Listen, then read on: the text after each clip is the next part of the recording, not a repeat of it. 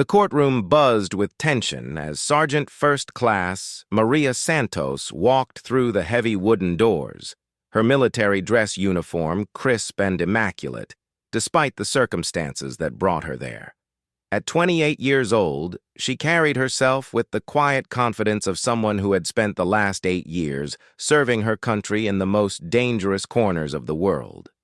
Her dark hair was pulled back in a regulation bun, and her posture remained military straight even as whispers followed her down the aisle. Maria had earned her reputation as one of the most skilled marksmen in the special operations community.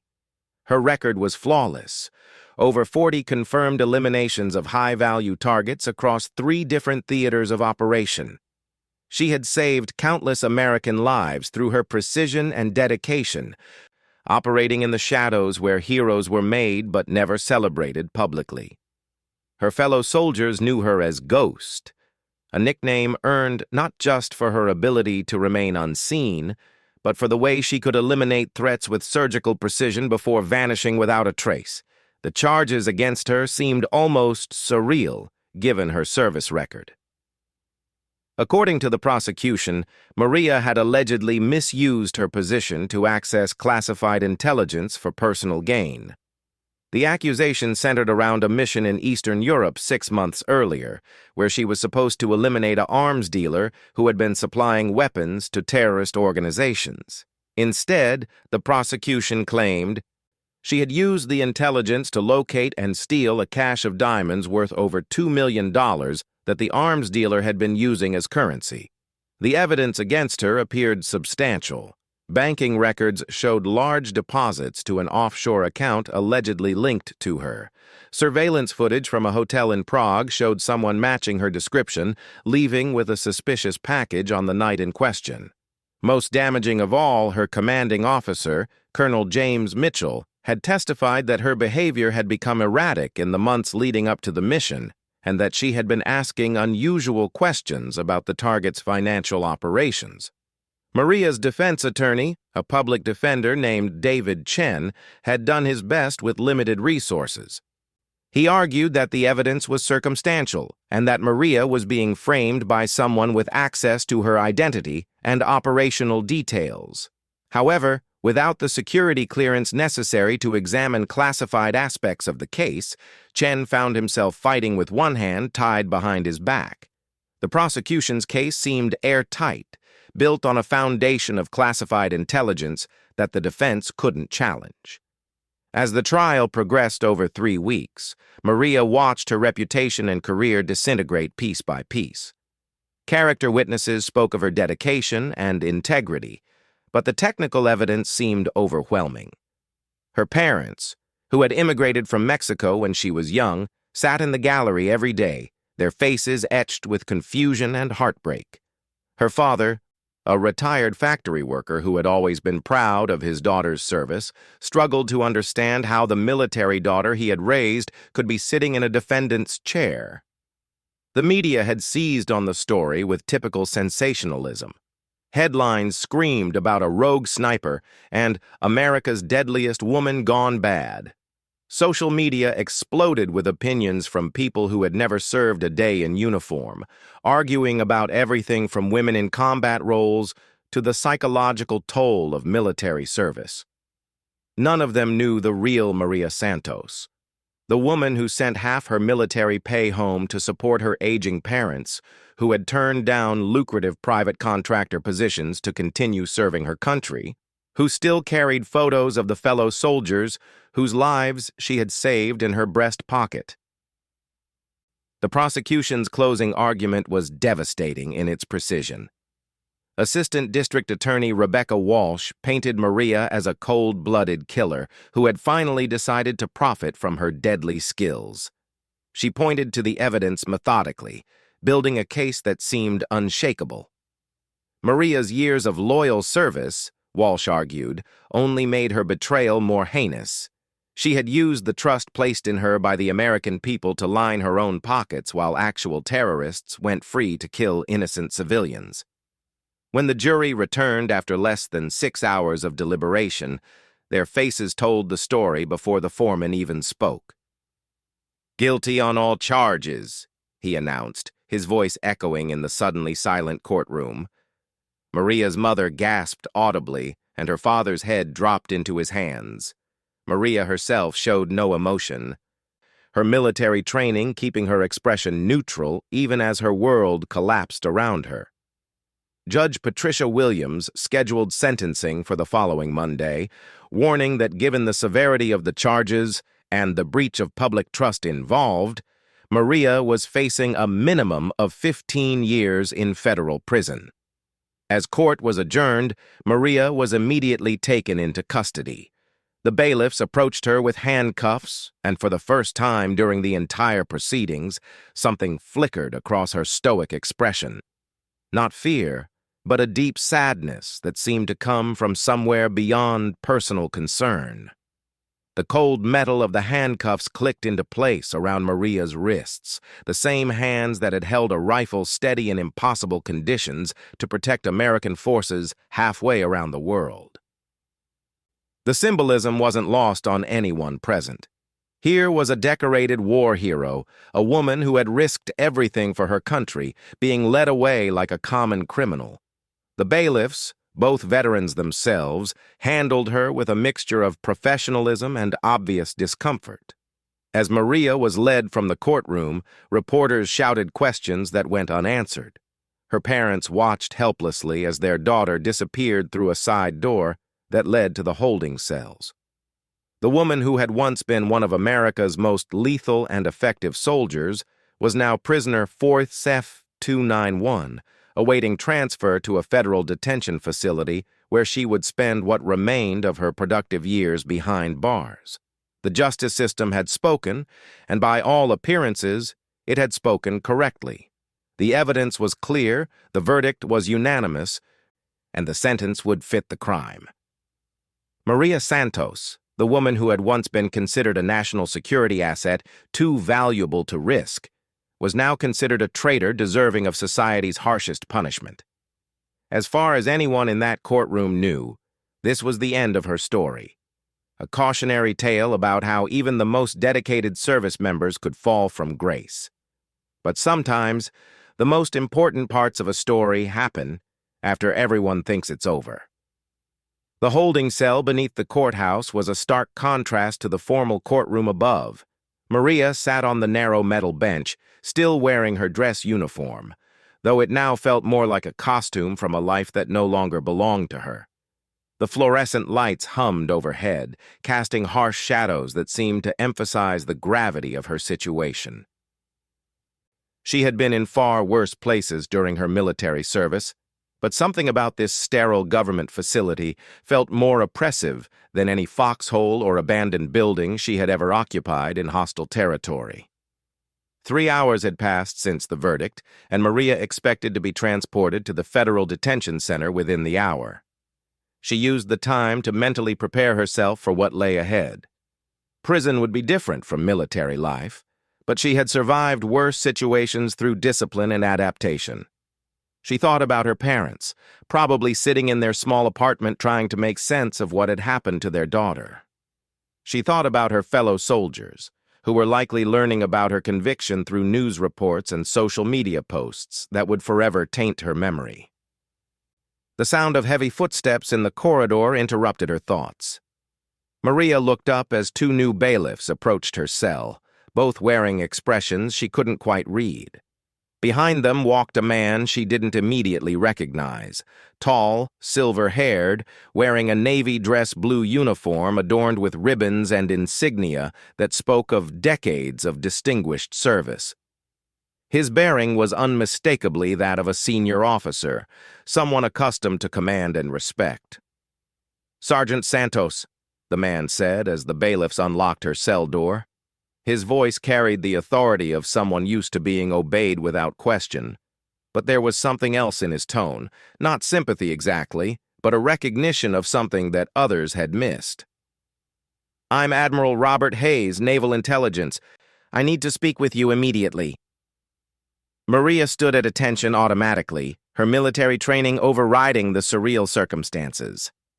Admiral Hayes was a legend in the intelligence community, though she had never met him personally. His reputation preceded him, a brilliant strategist who had been instrumental in several classified operations that had prevented major terrorist attacks on American soil. If he was here, it meant something significant was happening beyond her understanding. "At ease, Sergeant," Admiral Hayes said, stepping into the cell while the bailiffs maintained their position outside. "I'm going to ask you some questions, and I need you to answer them honestly, regardless of any classification concerns. Do you understand?" Maria nodded, still processing the Admiral's unexpected presence. "Yes, sir." "But I should inform you that my attorney advised me not to discuss the case without his presence." Admiral Hayes smiled grimly. "Your attorney doesn't have the security clearance for what I'm about to discuss with you. And frankly, if my suspicions are correct, traditional legal representation isn't going to help you anyway." He paused, studying her face carefully. "Tell me about Operation Silent Thunder." The blood drained from Maria's face. Operation Silent Thunder was classified at a level far above her normal access, though she had unknowingly played a crucial role in its success. It was the mission in Eastern Europe that had led to her current predicament, but she had never known its actual designation or scope. The fact that Admiral Hayes was mentioning it by name suggested that her situation was far more complicated than anyone had realized. "Sir, I'm not familiar with that operation designation," Maria replied carefully. "I was briefed on a target elimination mission in Prague 6 months ago, but the operational details were compartmentalized." Admiral Hayes nodded as if this was exactly the answer he had expected. "What you participated in, Sergeant, was a deep-cover operation designed to infiltrate a network of international arms dealers who were not only supplying terrorists, but were also selling classified American military technology to hostile foreign governments. Your target, Viktor Kozlov, was not just an arms dealer. He was a key figure in a conspiracy that went far deeper than anyone initially realized." The Admiral began pacing the small cell, his hands clasped behind his back. "The diamonds you were accused of stealing were actually the payment method for a shipment of stolen American drone technology. Your mission was never just about eliminating Kozlov. It was about intercepting those diamonds before they could be used to purchase weapons that would have been turned against American forces." Maria felt the world shifting beneath her feet. "Sir, I was never briefed on any secondary objectives. My orders were clear: eliminate the target and extract. Because your commanding officer, Colonel Mitchell, was being investigated for selling classified information to the very network you were sent to disrupt," Admiral Hayes said, his voice hardening. "We suspected Mitchell was compromised, but we needed proof. Your mission was designed to flush him out by creating a scenario where he would have to choose between protecting his illegal activities or protecting one of his own soldiers." The implications hit Maria like a physical blow. She had been used as bait in an operation she didn't even know existed. Her entire court-martial had been orchestrated to maintain the cover story while naval intelligence gathered evidence against Colonel Mitchell and his co-conspirators. The banking records, the surveillance footage, even some of the testimony. It had all been fabricated or manipulated to create a convincing false narrative.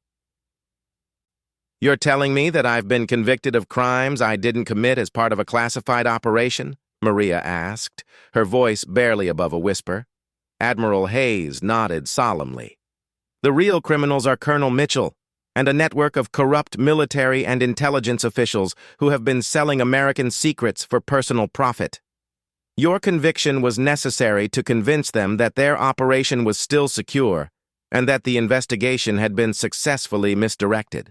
However, as of this morning, we have arrested the entire network based on evidence they provided while believing they were safe from prosecution."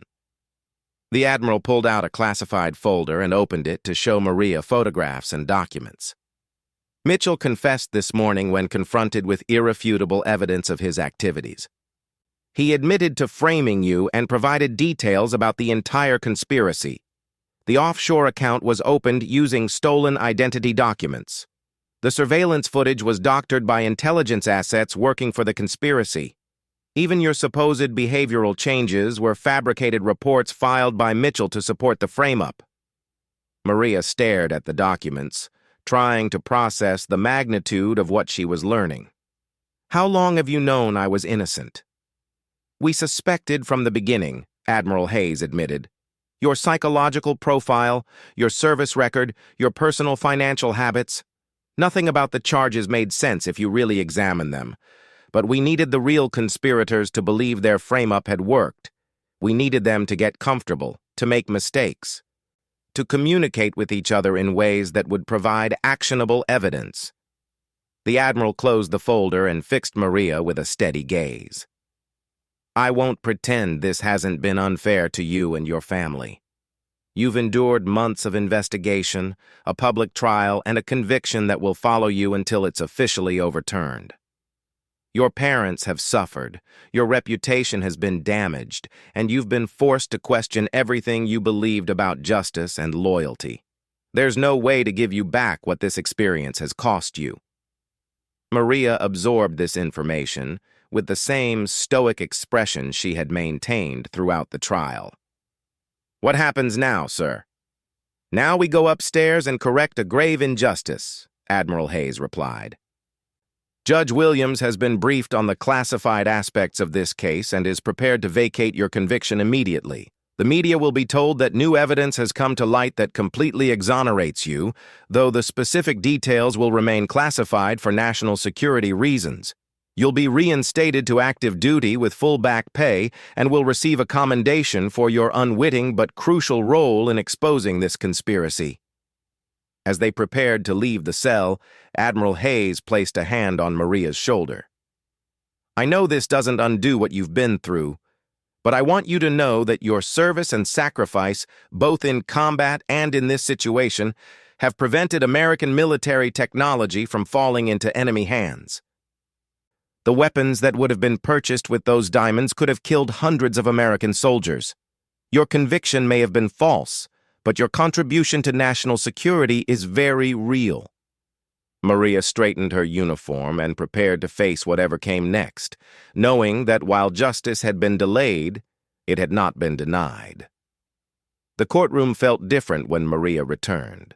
The same wooden benches, the same fluorescent lighting, the same American flag hanging beside the judge's bench. But the atmosphere had changed completely.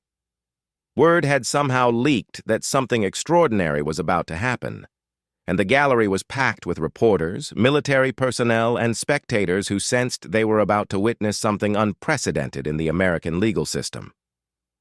Judge Patricia Williams took her seat with an expression that mixed bewilderment with determination.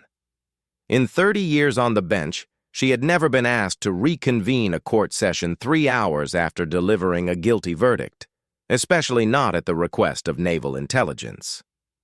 The classified briefing she had received from Admiral Hayes had fundamentally altered her understanding of everything that had transpired in her courtroom over the past 3 weeks. Maria walked into the courtroom flanked by Admiral Hayes and 2 naval intelligence officers. The handcuffs were gone, and though she still wore the same dress uniform, she now carried herself differently. The weight of false accusation had been lifted from her shoulders, replaced by something more complex, a mixture of vindication and disbelief that the truth had finally emerged.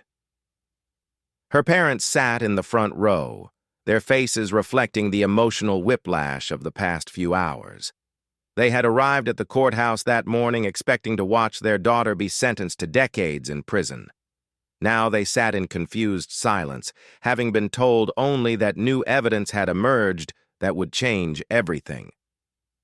Her mother clutched her father's hand, afraid to hope that the nightmare that had consumed their family for months might finally be ending.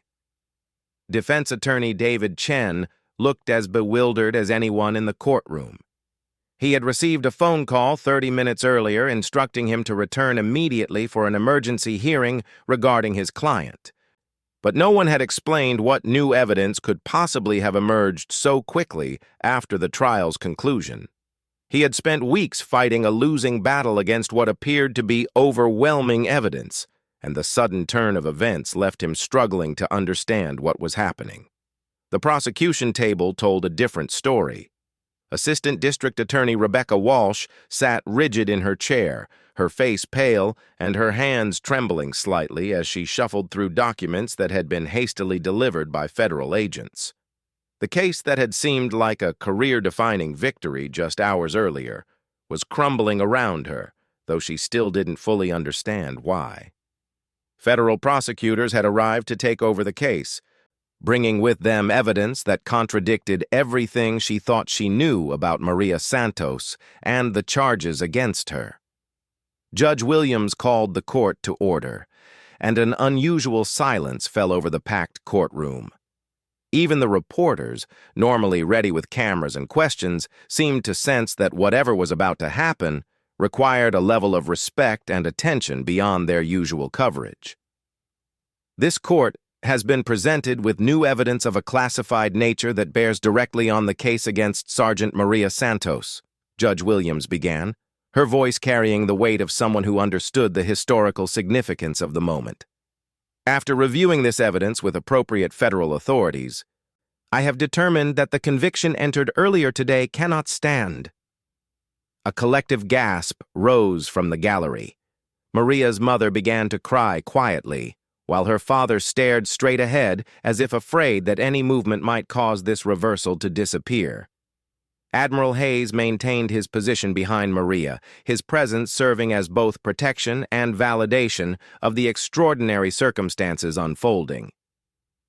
The evidence that convicted Sergeant Santos, Judge Williams continued, has been determined to be fraudulent, manufactured as part of a conspiracy involving military and intelligence personnel who sought to use this defendant as a scapegoat for their own criminal activities.